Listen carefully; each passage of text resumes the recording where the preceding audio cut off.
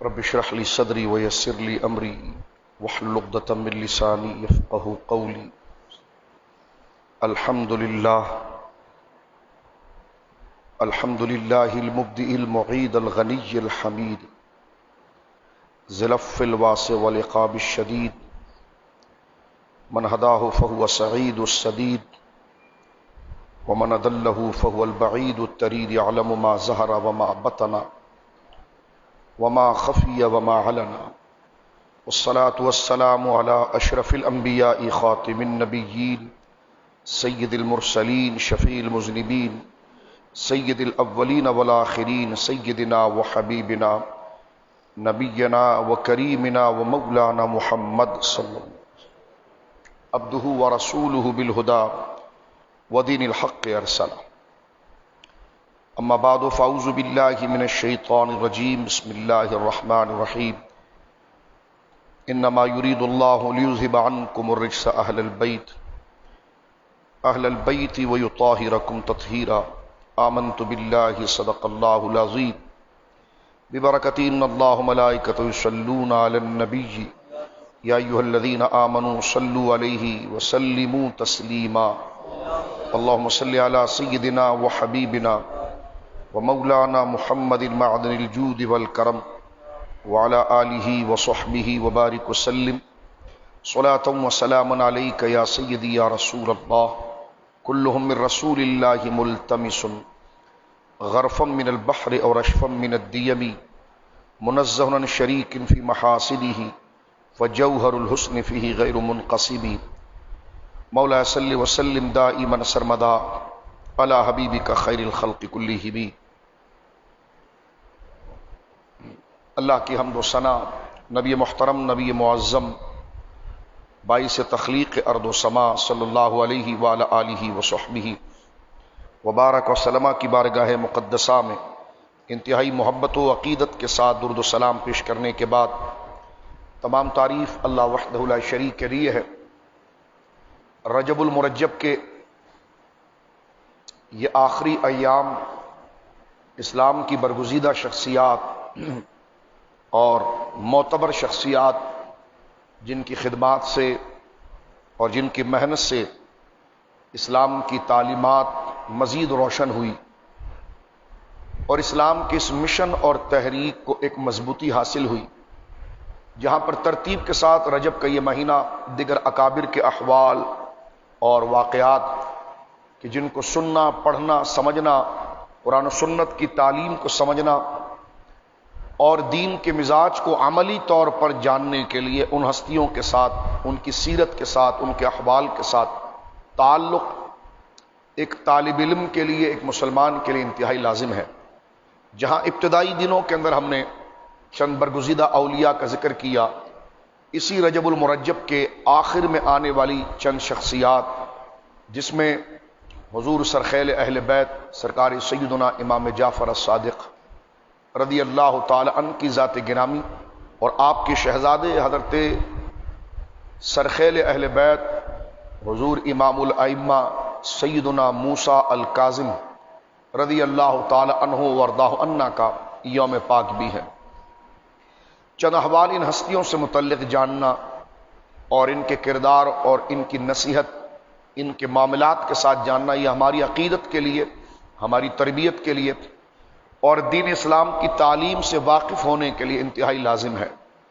حضرات اہل بیت سے محبت یہ ایمان کے فرائض میں داخل ہے اور ایمان کے لوازمات میں داخل ہے. جس طرح کہ مشہور قول کہ من مات علی حب آل محمد فقد مات شہیدا ومن مات علی بغض آل محمد مات کافرا. یہ مقولہ مشہور ہے جس کو علماء نے سند کے ساتھ متصل کیا کہ جو نبی کریم علیہ الصلوۃ والسلام کی گھرانے سے محبت اور عقیدت رکھے اور اسی حال میں وہ دنیا سے رخصت ہو جائے تو فرمایا کہ ماتا شہیدہ، وہ مثل شہید کے ہے، اور خدا نہ کرے ان ہستیوں کا بغض اور ان کی نفرت معاذ اللہ دل میں ہو یا ایسے ماحول کو اختیار کیا جائے اور اس حال میں وہ بندہ دنیا سے رخصت ہو جائے تو وہ ایسے ہے جیسے وہ اسلام میں داخل ہی نہیں ہوا۔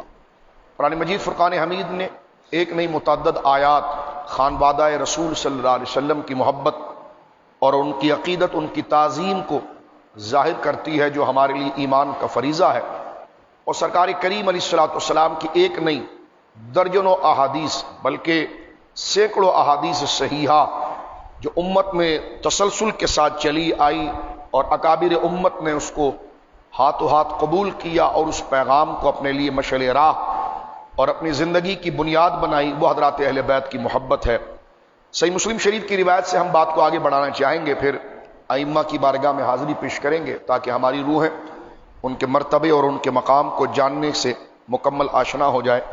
مسلم شریف کی بڑی مشہور حدیث مبارکہ جو حضرت زید بن ارقم سے ہے کہ جس میں رسول کریم صلی اللہ علیہ وسلم نے یہ وصیت صحابہ کرام رضوان اللہ اجمعین سے یہ کی تھی کہ انی تارک فیکم الثقلین، کہ میرے صحابہ میں تم میں دو بھاری چیزیں چھوڑ کر جانا چاہ رہا ہوں، جاتا ہوں۔ اولہما کتاب اللہ فیہ الہدی والنور فخذوا بکتاب اللہ، پہلی چیز تو قرآن ہے اور اس میں نور ہے، روشنی ہے، تمہارے لیے ہدایات ہے، گمراہی کے راستوں سے اس گمراہی کے اندھیروں سے دور رہنے کے لیے تمہارے لیے نور ہے، روشنی ہے اور ہدایت ہے۔ فخذوا بکتاب اللہ، قرآن کے احکام کو مضبوطی کے ساتھ پکڑ لو۔ اور پھر فرمایا کہ واستمسکوا بہ، اور اس کے ساتھ تمسک اور اس کے ساتھ تعلق رکھو۔ فحثوا علی کتاب اللہ ورغب فیہ، اور سرکار دو عالم صلی اللہ علیہ وسلم نے صحابہ کرام کی طبیعتوں کو اس طرف راغب کیا کہ وہ قرآن کی تلاوت اور اس کے مفاہیم، اس کے احکام کی طرف اپنی توجہ کو لائے۔ فرمایا ثم قال اہل بیتی، اور فرمایا دوسری چیز جو ہے وہ میرے اہل بیت سے محبت ہے۔ اور سرکار علیہ الصلوۃ والسلام نے آگے اس بات کو ذکر کیا، اذکرکم اللہ فی اہل بیتی، اذکرکم اللہ فی اہل بیتی، اذکرکم اللہ فی اہل بیتی، میں تمہیں اپنے اہل بیت کی محبت کی طرف خاص توجہ دلاتا ہوں اور ان کے مرتبے اور مقام کو تمہیں یاد دلاتا ہوں۔ اور ایک حدیث پاک کے اندر یہ بھی گزرا ہے، سرکار کریم نے فرمایا کہ میں نے تم میں کتاب اللہ اور اپنے اہل بیت یعنی قرآن کے احکام پر تم نے عمل کرنا ہے اور میرے خانوادے سے تم نے محبت کرنا ہے، اور میں کل قیامت کے دن تم سے پوچھوں گا کہ تم نے ان دونوں کے ساتھ کیا کیا۔ یہ نبی پاک صلی اللہ علیہ وسلم کی وہ تعلیم اور وصیت ہے جو آپ نے اپنی امت کو عطا فرمائی۔ ایک حدیث پاک میں سرکار علیہ الصلوۃ والسلام کی بڑی مشہور حدیث جامع ترمذی شریف کی ہے جس کو ہم اپنے ذہنوں میں تازہ کرتے ہیں تاکہ یہ محبت اور نور ہمارے دلوں میں روشن ہو جائے۔ ان عبداللہ ابن عباس رضی اللہ تعالیٰ عنہما، حضرت عبداللہ ابن عباس رضی اللہ تعالیٰ عنہما سے روایت ہے، جامع ترمذی شریف میں امام حاکم نے نقل کیا اور امام ترمذی نے اس حدیث مبارکہ کو حدیث حسن قرار دیا کہ قال رسول اللہ صلی اللہ علیہ وسلم، نبی پاک صلی اللہ علیہ وسلم کا یہ مبارک ارشاد، احب اللہ لما یغدوکم من نعمہ، فرمایا کہ اللہ رب العالمین جل وعلا سے محبت کرو اس لیے کہ وہ تمہیں رزق دیتا ہے اور وہ تمہارے لیے تمہاری زیست اور تمہاری زندگی کے جو اسباب ہے وہ تمہارے لیے مہیا کرتا ہے۔ اور فرمایا وَأَحِبُّونِي بِحُبِّ اللَّهِ، اللہ سے محبت کرو کہ وہ تمہیں رزق دیتا ہے، مجھ سے محبت کرو اللہ کے لیے۔ وَأَحِبُّ أَهْلَ بَيْتِي لِحُبِّي، اللہ سے محبت کرو کہ وہ تمہیں رزق دیتا ہے، اور مجھ سے محبت کرو اسی اللہ کے لیے، اور میری اہل بیت سے محبت کرو میرے لیے۔ تو یہ ترتیب شریعت مطہرہ میں نبی پاک صلی اللہ علیہ وسلم نے ارشاد فرمائی کہ جو میرے آل اور اہل بیت سے محبت کرتا ہے، میرے خاندان سے محبت کرتا ہے، تو دراصل وہ محبت میری محبت اور میری تعظیم اور میری وفاداری کی دلیل ہے۔ اور فرمایا کہ جو مجھ سے محبت کرتا ہے وہ اللہ رب العالمین جل وعلا کے احسان کا سب سے بڑا شکر بجا لاتا ہے کہ اللہ رب العالمین ہمارا مالک ہے اور اللہ رب العالمین جل وعلا تمہیں رزق دیتا ہے۔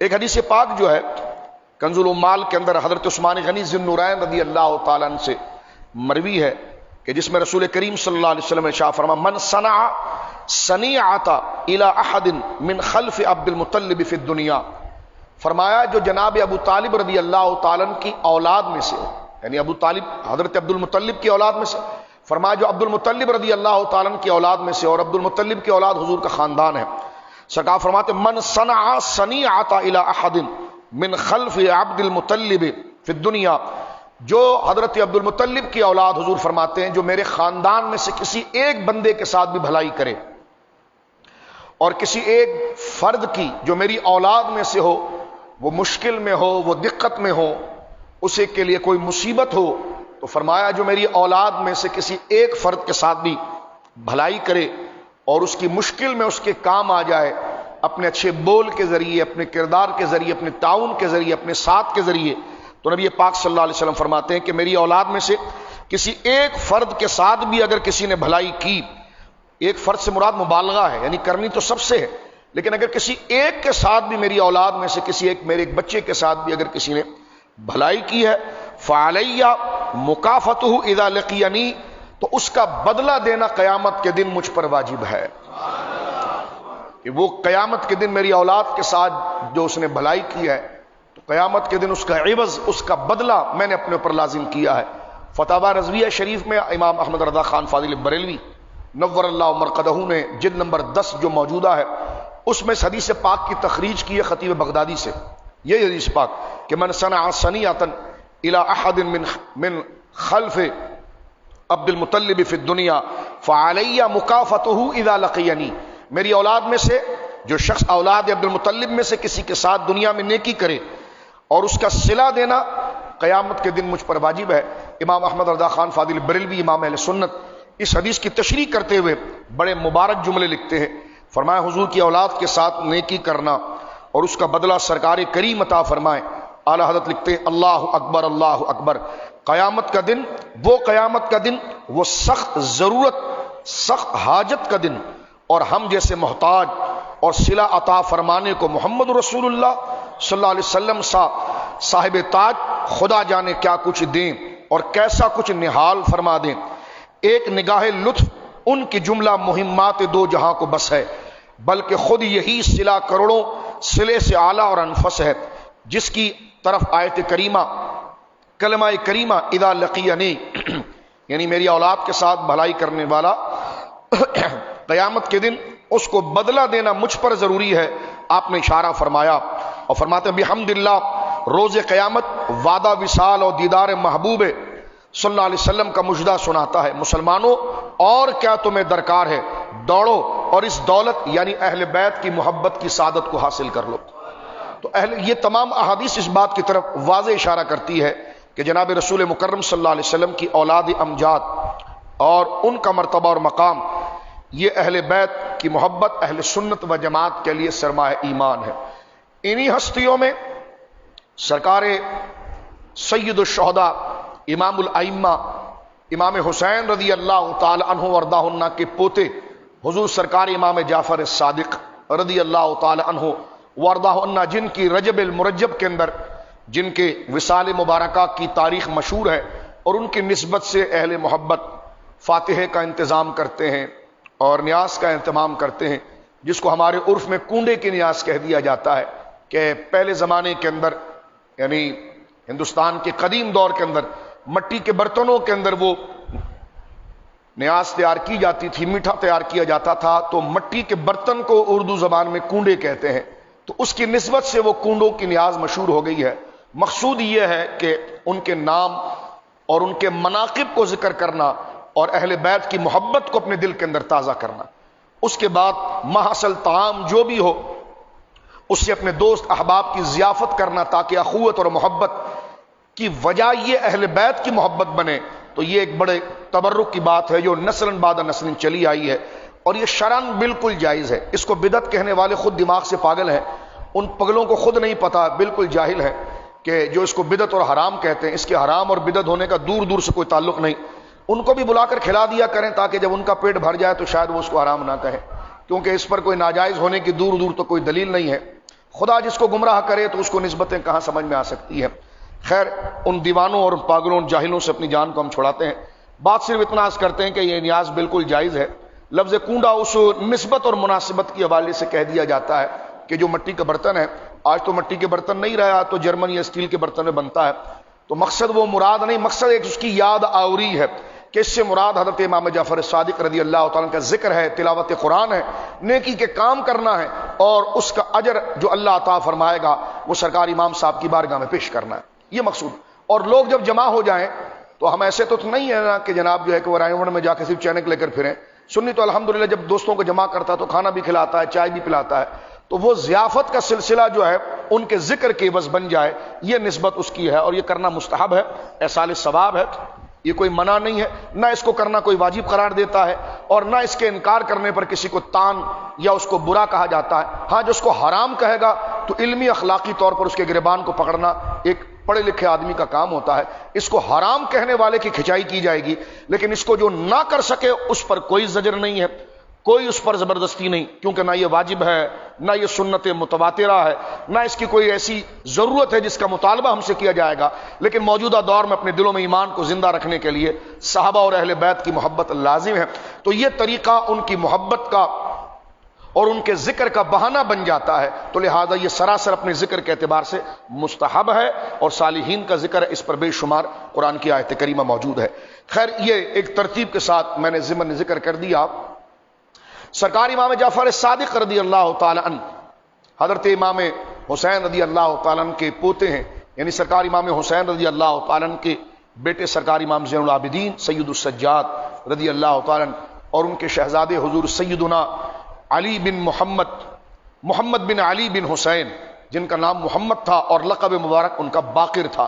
سیدنا امام باقر سید السجاد امام زین العابدین کے شہزادے ہیں، اور امام باقر کے شہزادے سرکار امام جعفر صادق ہیں، اور ان کے شہزادے حضرت سرکار امام موسیٰ الکاظم رضی اللہ تعالیٰ۔ تو یہ والد اور بیٹے دونوں کا یوم رجب کے اندر آتا ہے۔ حضرت امام جعفر صادق رضی اللہ تعالیٰ سن 80 ہجری میں آپ پیدا ہوئے ہیں، اور دور صحابہ آپ نے پایا ہے، کئی صحابہ کرام رضوان اللہ اجمعین کی آپ نے زیارت کی ہے، ان کو آپ نے دیکھا ہے، ثقہ علماء میں آپ کا شمار ہوتا ہے، اپنے وقت کے بہت بڑے محدث تھے، اپنے وقت کے بہت بڑے حدیث اور تفسیر کے آپ امام تھے، فقہ کے آپ امام تھے، اتنا بڑا درجہ آپ کا تھا کہ امام ابو حنیفہ رحمۃ اللہ علیہ جیسی ہستیوں نے آپ کے سامنے زانو میں تلمس کو خم کیا تھا۔ حضرت امام اعظم ابو حنیفہ جن سے ایک زمانہ فیض یافتہ ہے اس وقت فقہ حنفی، آپ کی تخریجات، آپ کی محنت، آپ کے جمع کیے ہوئے علمی مسودے سے استفادہ کرنے والوں کو کہا جاتا ہے، تو امام اعظم ابو حنیفہ رحمۃ اللہ علیہ خود فرماتے ہیں کہ میرے 400 یا 4000 کے قریب استاذ ہیں جن سے میں نے علم حاصل کیا، دین کو سمجھا، لیکن فرماتے ہیں کہ میں نے 2 سال کوفے میں حضرت امام جعفر صادق رضی اللہ تعالیٰ کی خدمت میں گزارے، یا مدینہ منورہ میں۔ فرمایا یہ 2 سال جو میں نے حضرت امام جعفر صادق کی خدمت میں گزارے تو اللہ نے سرکار اہل بیت، ظاہر سی بات ہے کہ انا دار الحکمت ولی بابھا، یہ شان سرکار مولا مرتضیٰ کو عطا ہوئی کہ نبی پاک نے فرمایا کہ میں حکمت اور دانائی اور علم کا شہر ہوں، اور علی اس کا دروازہ ہے۔ سرکار مولا مرتضیٰ کی اولاد میں علم کا یہ فیضان اللہ رب العالمین جل وعلا کی فضل سے نسبی اعتبار سے بہت زیادہ کشادہ رہا، جس کی واضح علامت حضرت امام جعفر صادق ہے۔ حضرت امام اعظم ابو حنیفہ جیسا جید عالم کہ آج پورے یوں سمجھ لیجئے کہ وہ علم کا آسمان ہے جس کے نیچے مسلمان اپنی تربیت پاتے ہیں۔ امام اعظم کہتے ہیں کہ میں نے 2 سال حضرت امام جعفر صادق کی شاگردی اختیار کی، اور وہ کہتے ہیں کہ مجھے اپنے ان استاذوں سے اتنا استفادہ نہیں ہوا، ان 2 سالوں کے اندر مجھے امام جعفر صادق سے دین کی سمجھ، قرآن کی سمجھ، سنت کی سمجھ اور دین کی دانائی اس طرح آ گئی کہ آپ وجد میں آ کر یہ جملہ کہتے ہیں، اور حضرت امام جعفر صادق کی علم کی شان کو بیان کرتے ہوئے امام اعظم یہ جملہ کہتے ہیں کہ لولا السنتان لہلک النعمان، کیونکہ امام اعظم ابو حنیفہ کا نام نعمان تھا۔ آپ فرماتے ہیں کہ اگر مجھ نعمان کو، یعنی مجھے اگر وہ 2 سال جو میں نے حضرت امام جعفر صادق کے ساتھ گزارے ہیں، اگر مجھ ابو حنیفہ نعمان کو وقت نہ ملتے تو میں ہلاک ہو جاتا، یعنی علم کا جو اصل حصہ ہے وہ مجھ سے کھو جاتا۔ ظاہر سی بات ہے کہ اتنی بڑی قدر والی شخصیت اتنا بڑا جملہ حضرت امام جعفر صادق رضی اللہ تعالیٰ عنہ کے لیے ذکر کر رہی ہے، جو آپ کی ذات مبارکہ کی ایک بہت بڑی منقبت ہے۔ امام جعفر صادق نے حضرت انس بن مالک کو بھی دیکھا اور ان سے حدیث کو روایت بھی کیا ہے، اور حضرت عروہ بن زبیر کو دیکھا ہے آپ نے. یہ سرکار کے جلیل القدر صحابہ موجود ہیں. اور پھر آپ سے آپ کی اولادوں میں حضرت سرکار موسیٰ کاظم اور امام ابو حنیفہ، عبداللہ بن مبارک، امام مالک، بڑے بڑے محدثین نے آپ سے حدیثوں کی تخریج کی ہے. آپ طریقت کے بھی بہت بڑے امام ہیں. حضرت داتا صاحب رحمۃ اللہ علیہ ہو، سلسلہ نقشبندیہ میں آپ کا ایک بہت بڑا مقام ہے. آپ سلسلہ نقشبندیہ کیونکہ آپ سے جاری ہوا ہے، سلسلہ قادریہ میں بھی آپ کا ذکر مبارک ہے، سلسلہ چشتیہ میں بھی ہے. میں نے جس طرح پہلے حضرت سیدنا عبد الباقی کے ذکر میں یہ بات ذکر کی تھی کہ سلسلہ نقشبندیہ کی ابتدا حضرت ابوبکر صدیق سے ہوتی ہے، اور اس سلسلے میں آپ کے خلیفہ صحابی رسول حضرت سلمان فارسی ہیں، اور ان کے خلیفہ حضرت قاسم بن محمد بن ابی بکر ہیں، اور ان کے خلیفہ حضرت امام جعفر صادق ہیں، اور ان کے خلیفہ حضرت بایزید بستامی ہیں. تو حضرت امام جعفر صادق سلسلہ نقشبندیہ میں خلافت لے رہے ہیں اپنے نانا جان حضرت قاسم سے. حضرت قاسم جو ہیں یہ مدینہ منورہ کے بہت بڑے محدث اور امام ہیں، اور یہ حضرت ابو بکر صدیق کے نواسے ہیں، اور حضرت امام جعفر صادق رضی اللہ تعالیٰ کے نانا جان ہیں. اور حضرت قاسم جو ہیں ان کی بیٹی ام فروا، یا ان کو فروا کہا گیا ہے، ان کا نکاح حضرت سیدنا امام باقر کے ساتھ ہوا ہے. تو فروا جو ہے، فروا کی والدہ اور والد ایک طرف سے وہ حضرت ابو بکر صدیق کی نواسی ہیں اور ایک طرف سے نواسے ہیں. یعنی سیدہ فروا جو حضرت امام صاحب کی امی جان ہے، ان کے والد اور والدہ یہ دونوں ابو بکر صدیق کی اولاد میں سے ہیں. یعنی آپ کے نانا جان اور آپ کی نانی، یہ دونوں کا رشتہ جو آپ کی جو والدہ ہے ان کے نانا اور نانی جو ہے یہ حضرت ابو بکر صدیق کی اولاد میں سے ہے، اور ان کا نکاح حضرت امام باقر سے ہوا ہے جن کے صدف اقدس سے امام جعفر صادق پیدا ہوئے. اس لیے حضرت امام جعفر صادق حضرت ابو بکر صدیق رضی اللہ تعالیٰ کے لیے یہ جملہ ارشاد فرمایا کرتے تھے کہ ہمارے خاندان کے اندر ان کے لیے بغض کبھی نہیں رہا. ہمارے خاندان نے ابو بکر عمر سے محبت کی ہے، بلکہ یہاں تک فرمایا کہ جو ابو بکر عمر پر تبرہ کرے، میں امام جعفر صادق میں اس سے برات اور اس سے لا تعلقی کا اظہار کرتا ہوں. اور فرمایا کہ قیامت کے دن مجھ امام جعفر کہتے کہ مجھ شخص کو میرے باپ علی کے نام سے ایک دفعہ یاد کیا جائے گا اور میرے نانا ابو بکر کے نام سے 2 دفعہ یاد کیا جائے گا.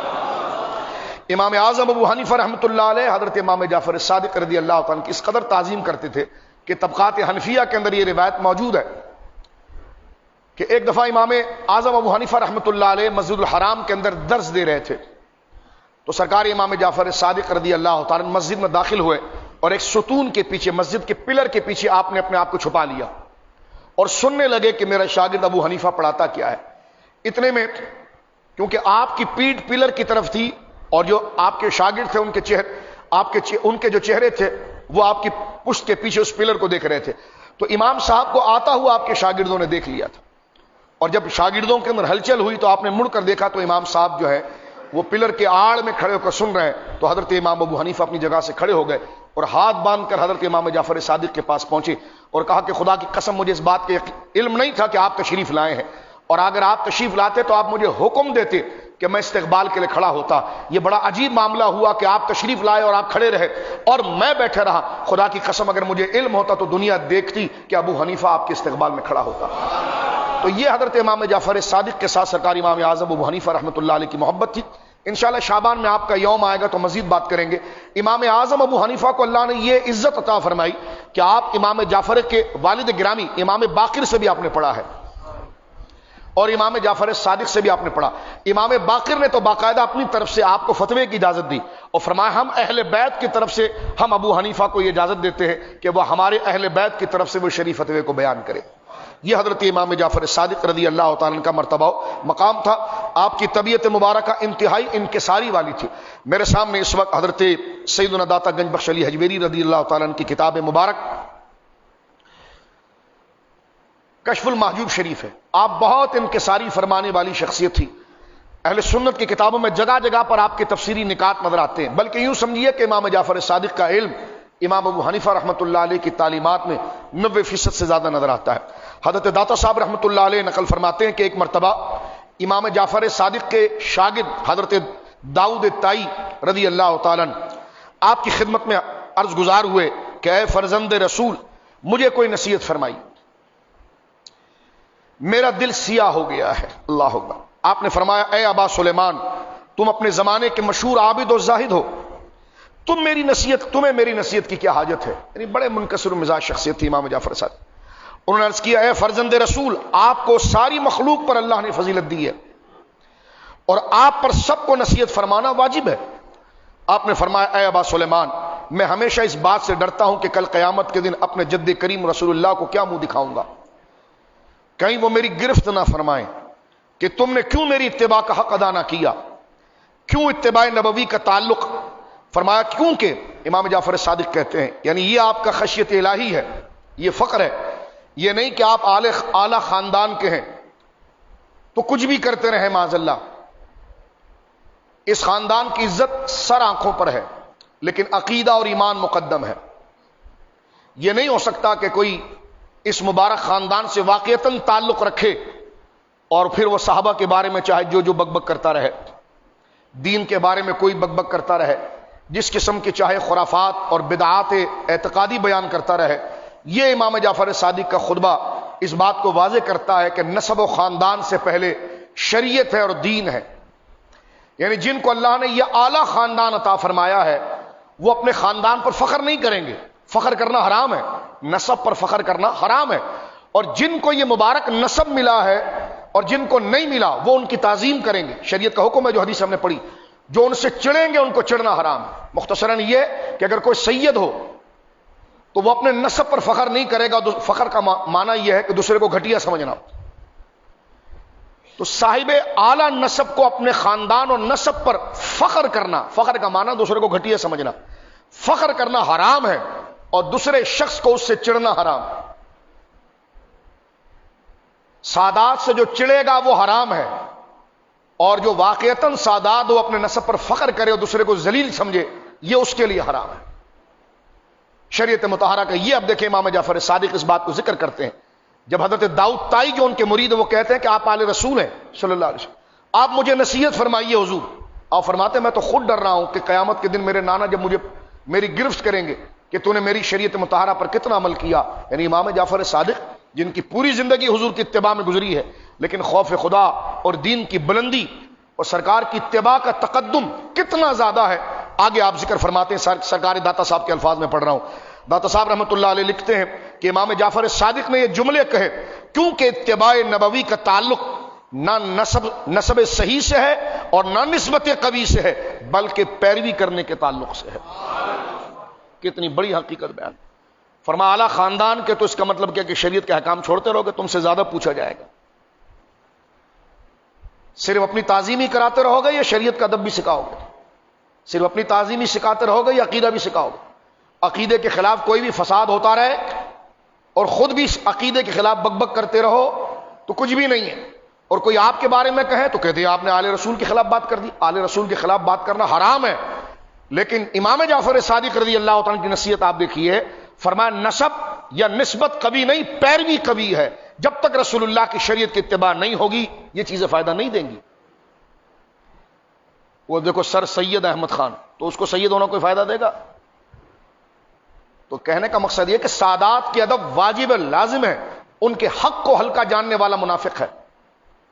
سرکار نے فرمایا میری اولاد کے حق کو جاننے والا تین حال سے خالی نہیں، یا تو وہ حیضی بچہ ہے معاذ اللہ، یا وہ منافق ہے،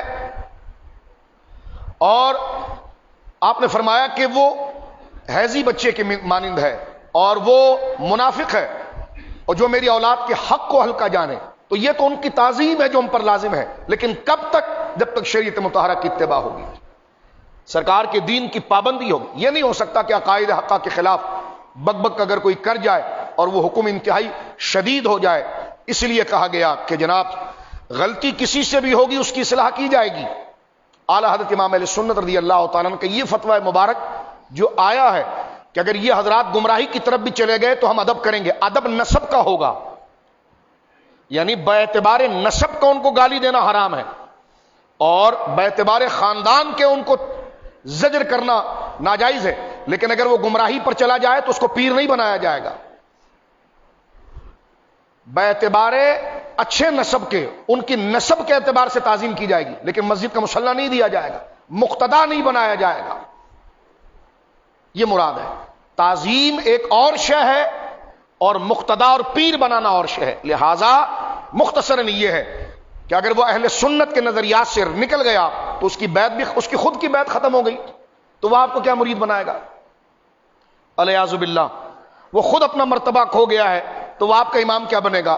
تو لہٰذا ہر شے میں عقیدہ مقدم ہے۔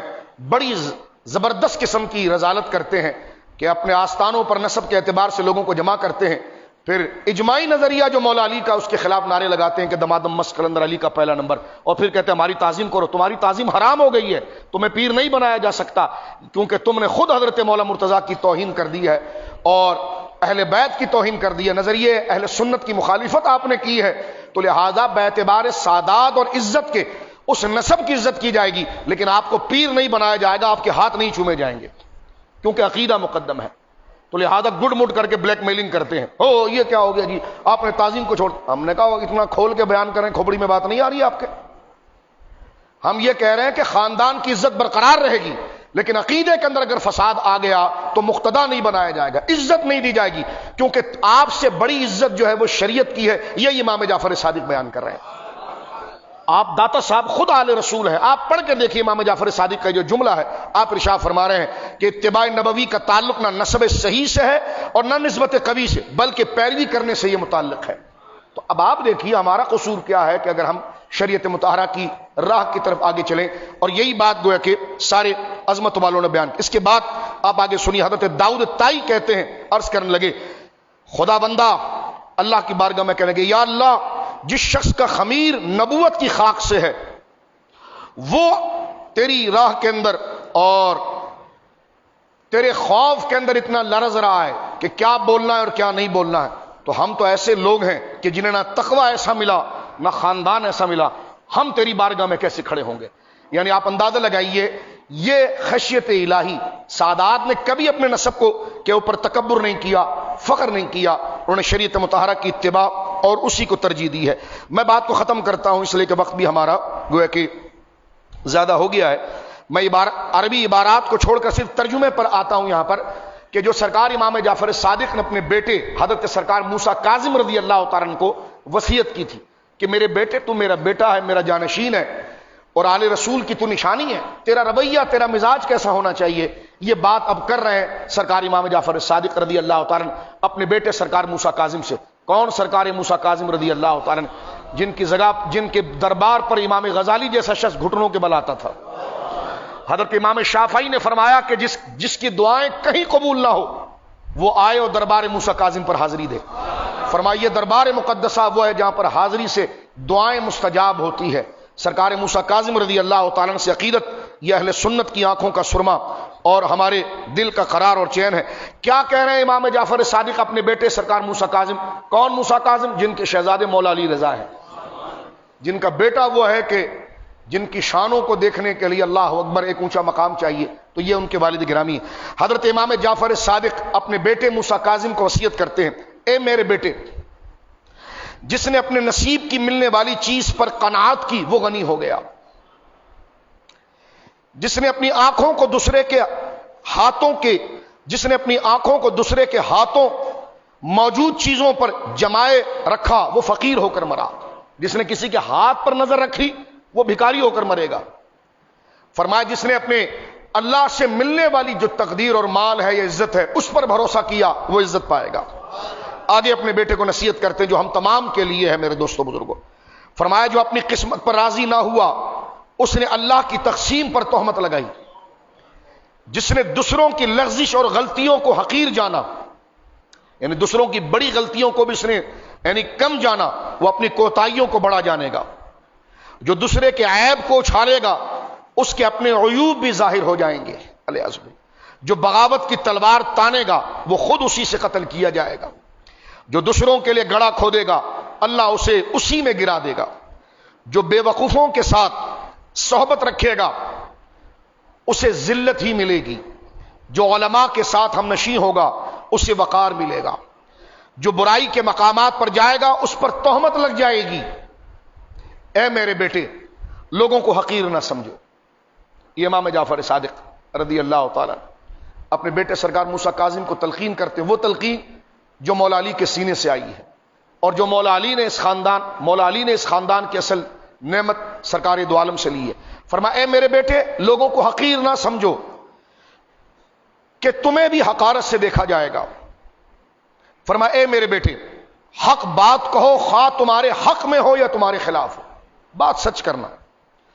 اپنے قریبی رشتہ داروں سے مشاورت کرو، قرآن مجید کی ہمہ وقت تلاوت کرتے رہنا، اسلام کی تبلیغ کرتے رہو، بھلائی کا حکم ہر حال میں دیتے رہو، برائی سے ہر حال میں لوگوں کو منع کرتے رہو، خود بھی منع رہو.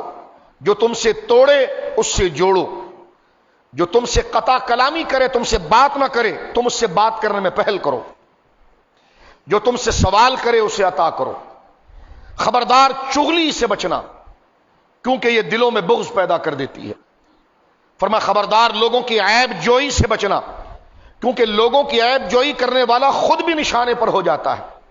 اللہ، جب تم سخاوت کے طالب بنو تو تم پر لازم ہے کہ اس کی جڑ تک پہنچو، یعنی نیت. جب تم سخاوت کے طالب بنو تو تم اس کی جڑ تک پہنچو، کیونکہ سخاوت کی جڑیں ہیں، جڑوں سے تنے ہیں، تنوں سے شاخیں نکلتی ہے اور شاخوں پر پھل ہوتے ہیں. بس کوئی بھی پھل اپنی شاخوں کے بغیر اچھا نہیں لگتا، اور شاخیں اپنے تنے کے بغیر اور تنا اپنی جڑ کے بغیر مضبوط نہیں ہوتا. نیک لوگوں کی زیارت کیا کرو، برے لوگوں سے ملاقات نہ رکھو. یہ اپنی برادری والا ہے، چلو شادی میں آگے کھانا کھا لیتے، یہ نصیحت کی. فرمایا 50-50 مسلمان نہ بنو، 100% مسلمان بنو. فرمایا نیک لوگوں کی زیارت کیا کرو، برے لوگوں سے ملاقات نہ رکھو، کیونکہ برے لوگ اور بد مذہب اور بد عقیدہ یہ ایک ایسی پختہ چٹان ہے جن سے پانی کبھی نہیں نکل سکتا. یہ ایسے بد مذہب بد عقیدہ یہ ایسے درخت ہیں جن کے پتے سبز نہیں ہوتے، اور یہ ایسی زمین ہے جس میں کبھی ہری گھاس نہیں اگتی. اللہ رب العالمین ہمیں ان نصیحتوں پر عمل کی توفیق عطا فرمائے. سرکار امام جعفر صادق رضی اللہ تعالیٰ ایک نابغہ روزگار شخصیت ہے، جن پر ایک طویل گفتگو بھی کی جائے تو میرے دوستو بزرگوں وہ کم ہے، لیکن یہ چند نصیحتیں ہم نے آپ کے یوم مبارک اور آپ کے شہزادے حضرت سرکار موسیٰ کاظم کے یوم مبارک کے حوالے سے ذکر کی ہے. نبی پاک نے فرمایا ادبوا اولادکم ثلاث خصال، اپنے بچوں کو 3 باتیں سکھاؤ. حب نبیکم، اپنے نبی کی محبت سکھاؤ. حب اہل بیت ہی، میرے خاندان کی محبت سکھاؤ. وقراءۃ القرآن، اور انہیں اچھا قرآن پڑھنے والا سکھاؤ. اللہ رب العالمین ہمیں صحابہ و اہل بیت کی تعظیم اور محبت عطا فرمائے، اور ان بزرگوں کے اپنی زندگی، اپنے جذبات، اپنے غصے، اپنی محبت کو ان کی سیرت کے نقشے میں اور ان کی سیرت کے قالب میں اس کی ادائیگی، اس کو برتنا، اس کو انجام دینے کا طریقہ اللہ رب العالمین عطا فرمائے. اور اللہ رب العالمین کروڑوں رحمتیں سرکار امام جعفر صادق اور حضرت موسیٰ کاظم رضی اللہ تعالیٰ کی قبر انور پر اتارے. کہ تیری آمین کہیے نا، ان کو آپ کے آمین کی ضرورت نہیں ہے، لیکن آپ کا بیڑا پار ہوگا. آمین کہیے. اللہ ان کی قبر پر کروڑوں رحمت اتارے. گرمی مانا ہے، ہم بھی ٹریفک سے ہی آئے ہیں، کوئی ایسی بات نہیں، تھوڑی تازگی رکھا کریں. اللہ رب العالمین ان کی قبر پر کروڑوں رحمت اتارے، ان کے نقش قدم پر اللہ رب العالمین ہمیں چلائے، اور صحابہ اہل بیت کی محبت عطا فرمائے. ہمارے دل ان سے بیزار ہو جائیں اس سے پہلے اللہ ہمیں ایمان پر موت عطا فرمائے. تیری نسل پاک میں ہے بچہ بچہ نور کا، تو ہے نور تیرا سب گھرانہ نور کا. ان بزرگوں کی نیاز و جو فاتحہ ہے وہ اپنے گھروں میں اس عادت کو زندہ رکھیے. اس میں اتنی حکمتیں ہیں کہ شاید ہمارا ذہن اس کا احاطہ نہیں کر سکتا، اور ہماری آنے والی نسل کے لیے اس میں جس قدر تعلیم ہے. اللہ رب العالمین تمام کی ہوئی ان خیر خائیوں کو اپنی بارگاہ میں قبول فرمائے.